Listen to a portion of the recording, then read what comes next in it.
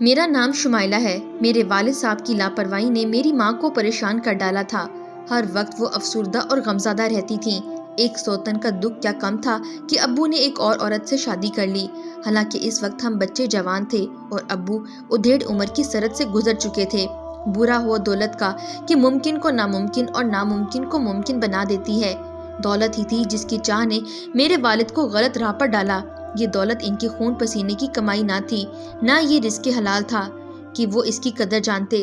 یہ تو کالا دھن تھا جو غلط طریقوں سے حاصل کیا گیا تھا۔ یہ بات تو ثابت ہے، جو رزق حلال کماتا ہے وہ ہمیشہ راہ راست پر رہتا ہے، مگر حرام کی کمائی میں بھٹکنے کے موقع زیادہ ہوتے ہیں۔ اب وہ ایک اسمگلر تھے، تبھی ان کی کمائی کو حرام کہا جاتا تھا۔ پھر وہ بھٹک بھی گئے۔ دوسری شادی تک امی جان نے سمجھوتا کیا، بچوں کی خاطر علیحدگی نہ لی، لیکن والد صاحب خود ان سے علیحدہ ہو گئے۔ کبھی کبھار آتے اور صرف خرچہ دینے کی حد تک ہم سے تعلق رکھتے تھے۔ پیار اور محبت کے رشتے سب ختم کر دیے تھے۔ والدہ اسی وجہ سے دکھی رہتی تھیں، مگر ہم کو ہمت دلاتی تھیں کہ تم لوگ ان باتوں کا زیادہ اثر نہ لیا کرو، ورنہ ذہن گندا ہو جائے گا اور پڑھائی کا حرج ہوگا۔ وہ خود اپنے دکھوں سے اکیلی لڑتی رہیں، ہم پر کوئی آنچ نہ آنے دیتی تھیں۔ دوسری شادی کو 5 برس بعد ابو نے تیسری عورت سے تعلق جوڑ لیا۔ یہ تیسری عورت ہم سب کے لیے تباہی کا پیغام لے کر آئی تھی۔ وہ اس قدر بیگانہ ہو گئے کہ کبھی کبھار کا آنا اور ہم سے ملنا بند ہوا اور خرچہ بھی بند کر دیا گیا۔ اس وقت پڑھائی جاری رکھنا محال ہو گیا۔ امی کو گھریلو ملازمہ اور ڈرائیور وغیرہ کو نکالنا پڑا، لیکن کھانے پینے میں کہاں تک کمی کرتی۔ پڑھی لکھی تھی، چولہا ہانڈی گرم رکھنے کو بالآخر انہوں نے ملازمت کر لی۔ انہوں نے نزدیکی اسکول میں جاب کر لی۔ یہ ایک پرائیویٹ اسکول تھا، یہاں ٹیچرز کو کم اجرت ملتی تھی۔ امی جان پریشانیاں جھیلتے جھیلتے بیمار ہو گئی۔ نوبت یہاں تک آ پہنچی کہ ان کو ہسپتال داخل کروانا پڑا۔ ہسپتال گھر سے کافی دور تھا، پیدل کا راستہ نہ تھا، ٹیکسی میں جانا ہوتا تھا۔ امی کے پاس کبھی میں، کبھی میری چھوٹی بہن اور کبھی میرا بھائی ٹھہر جاتے تھے۔ ہم باری باری ڈیوٹی دیتے تھے۔ والد صاحب کو امی کی بیماری کی اطلاع دی، لیکن وہ نہیں آئے اور نہ ہی علاج کے لیے انہوں نے رقم بھجوائی۔ امی جان کے زیور فروخت کر کے ان کا علاج شروع کر دیا۔ ماں کی حالت دیکھ کر مجھے بے حد دکھ ہوتا۔ شکر ہے مکان اپنا تھا، ورنہ شاید کسی میدان میں جھگی ڈالنی پڑتی۔ تعجب ہے کچھ باپ اتنے بے حس ہو جاتے ہیں کہ اپنی عیاشیوں کی خاطر ان کو اولاد اور گھر بار کی بھی فکر نہیں ہوتی۔ پہلے سے والدہ ہی ابو کے لیے بے حسی کا ماتم کرتی تھیں، اب ہم بھی اس صدمے کا شکار ہو گئے۔ ہم تو چھپ چھپ کر روتی تھیں کہ اللہ، ہمارے باپ کو تو دوسری عورت نے چھین لیا، اب ماں کو ہم سے مت چھین لینا، ان کا سایہ ہمارے سروں پر ہمیشہ سلامت رکھنا۔ وہ ایک اندھیری رات تھی، بادل آسمان پر چھائے ہوئے اور رات تاریک ہوتی جا رہی تھی۔ جب ہم امی کو دیکھ کر ہسپتال سے باہر آئے تو دل بوجھل تھا، ان کی حالت ٹھیک نہ تھی۔ شب کے 12 بجے تھے، مگر ہسپتال کے باہر رکشہ اور ٹیکسی والے قطار میں موجود تھے۔ انہی میں وہ ٹیکسی والا بھی تھا جس کا نام عرفان تھا۔ یہ ایک امیر آدمی کا ملازم تھا۔ وہ سیٹھ کے ہر جائز اور ناجائز کام میں اس کی بے لوث مدد کرتا تھا۔ اس کے بدلے سیٹھ نے اس کی فرمائش پر یہ ٹیکسی اس کو لے کر دی تھی اور اب وہ فارغ وقت میں اسے چلاتا تھا کیونکہ اسے یہ کام اچھا لگتا تھا۔ اسی مشغلے کے ذریعے کئی بار اس نے لاکھوں کا مال سرحد سے ادھر ادھر سمگل کیا تھا۔ جیسے ہی بارش شروع ہو گئی، میں اور میرا بھائی علی دونوں سست قدموں سے ایک ٹیکسی کے پاس پہنچے۔ ڈرائیور نے ہمارے چہروں کی طرف غور سے دیکھا، پھر پوچھا کہاں جانا ہے۔ علی بھائی نے کہا کہ فلاں جگہ جانا ہے۔ کرایہ پوچھا تو اس نے مناسب بتایا۔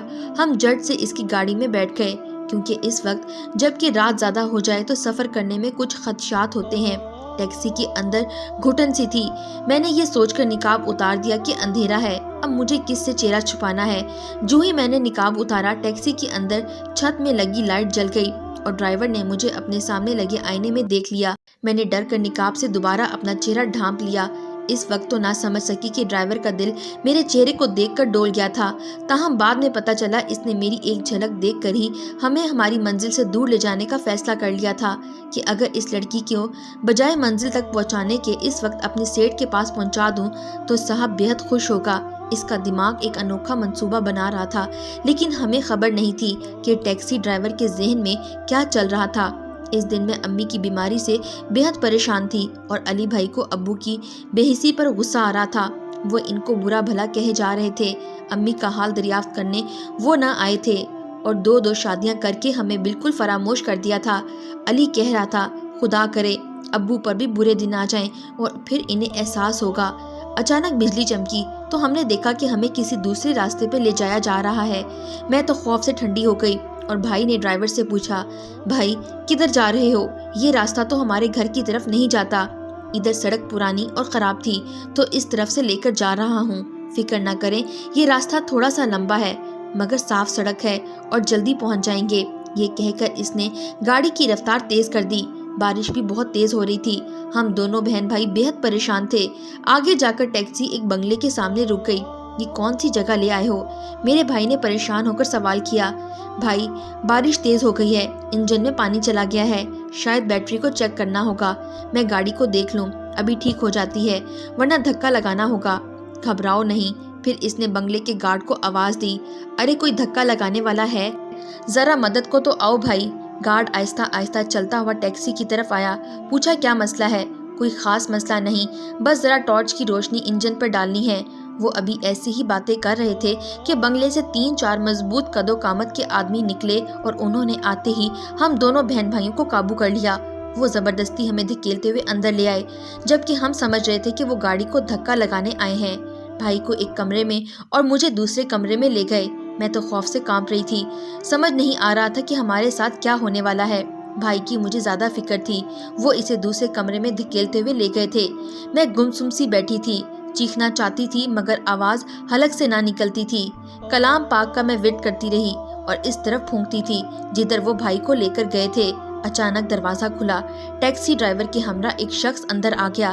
ٹیکسی ڈرائیور نے کہا، سیٹھ جی یہ لو لوٹا ہوا مال، اس کا بھائی بھی ساتھ ہے، وہ ادھر کونے والے کمرے میں ہے، اس کے ہاتھ پیر ہم نے باندھ دی ہیں، یہ لڑکی بہت خوبصورت ہے، اس کے بعد اس کو علاقہ غیر لے جائیں گے، دونوں کی بہت اچھی قیمت مل جائے گی۔ میں سر نیچے کیے کانپ رہی تھی۔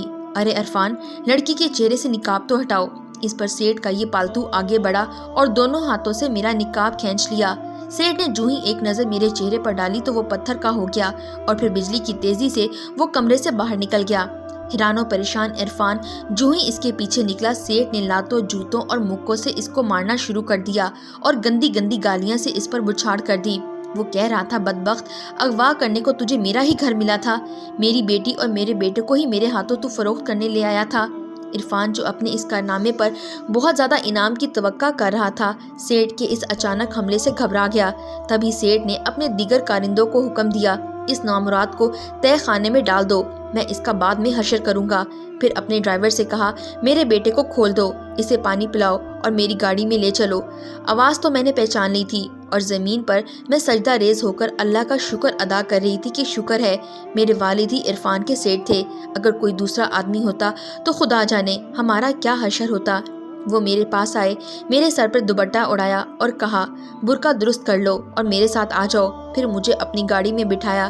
علی پہلے ہی بیٹھ چکا تھا۔ ان ظالموں نے اس کے منہ میں کپڑا ایسے ٹھونسا تھا کہ اس بیچارے کا منہ دکھ رہا تھا۔ ابو بہت زیادہ شرمندہ تھے اور ہم بہت زیادہ افسردہ تھے۔ ابو کی اصلیت جان کر کے وہ دوسرے غلط کاموں کے ساتھ ساتھ لوگوں کو بھی فروخت کرتے تھے۔ میں نے خدا سے شکوہ کیا، کاش میں اس شخص کے گھر پیدا نہ ہوتی۔ اپنی بیٹی کے لیے ان کی غیرت جاگ گئی اور دوسروں کے بچوں کو انہوں نے ایسے فروخت کیا ہوگا، ان کے دام وصول کیے ہوں گے، تب کیوں نہ ان کی غیرت جاگی، کیوں ان کے دل نے ان کا درد محسوس نہ کیا۔ اس وقت تو ان کا غصہ دیکھنے کے لائق تھا۔ ارے بدبختو، کیا دیکھ رہے ہو؟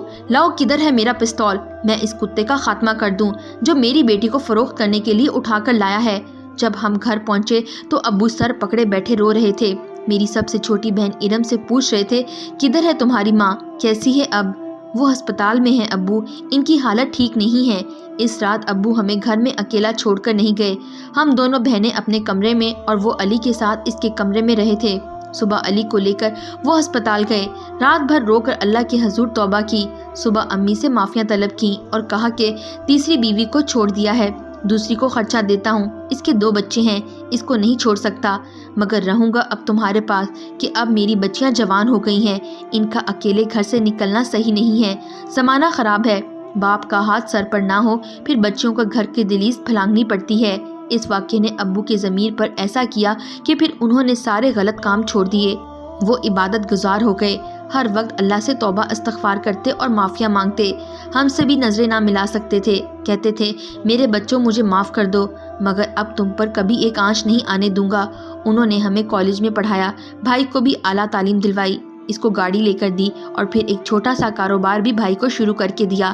بعد میں خود بھی اس کی دکان پر بیٹھنے لگے۔ امی صحت یاب ہو کر گھر آئیں تو گھر کی فضا ہی بدل چکی تھی۔ ابو نے گھر سنبھالا ہوا تھا، امی کو تو جیسے کھوئی ہوئی جنت واپس مل گئی تھی۔ وہ بہت خوش تھیں۔ والد صاحب نے معافی تلافی سے ان کو منا لیا تھا۔ وقت نے ہمارا ساتھ دیا، ہم بہنوں کی اچھی جگہ شادیاں ہو گئیں اور والد صاحب نے ہمیں اپنے گھر میں خوش اور آباد دیکھا۔ علی بھائی کی منگنی کے دوسرے دن ابو کو بہت تیز بخار ہو گیا، پھر وہ خالق حقیقی سے جا ملے۔ خدا ان کی مغفرت کرے، ہم سب ان کی مغفرت کے لیے دعائیں کرتے ہیں۔ میری والدہ بھی ہر نماز کے بعد ان کی مغفرت کے لیے دعا کرتی ہیں۔ والد صاحب نے بچپن میں بہت دکھ دیکھے تھے، ان کے ساتھ بہت ناانصافیاں ہوئی تھیں۔ والدہ سوتیلی تھیں، وہ اچھا سلوک نہیں کرتی تھیں۔ باپ نے بھی ان کی پرورش میں غفلت برتی، پھر 15 سال کی عمر میں بیوی نے بھڑکانے پر ان کو گھر سے نکال دیا گیا۔ والد صاحب نے در در کی ٹھوکریں کھائیں، فٹ پاتھ پر سوئے، تعلیم میٹرک تھی، نوکری نہ ملتی تھی، غربت کے ہاتھوں ذلیل ہوتے رہے، پیٹ بھرنے کی خاطر برے لوگوں سے واسطہ پڑا اور پھر انہوں نے دولت حاصل کرنے کا تہیہ کر لیا۔ جس ذریعے سے بھی دولت ملی انہوں نے اس کو سمیٹ لینا جائز سمجھا۔ جب دولت آئی لوگ عزت کرنے لگے، تبھی ایک اچھے گھرانے سے تعارف ہوا، یوں امی جان کا ان کو رشتہ مل گیا۔ اللہ کا لاکھ لاکھ شکر ہے، ہماری والدہ نیک سیرت تھیں، تبھی ہم بھی اچھے انسانوں میں شمار ہوئے۔ ماں کی اچھی تربیت نے ہمیں اچھا انسان بنایا۔ خدا ایسی ماں سب کو دے اور رب تعالیٰ میرے ابو جان کی مغفرت کرے اور جنت الفردوس میں اعلیٰ مقام عطا فرمائے، آمین۔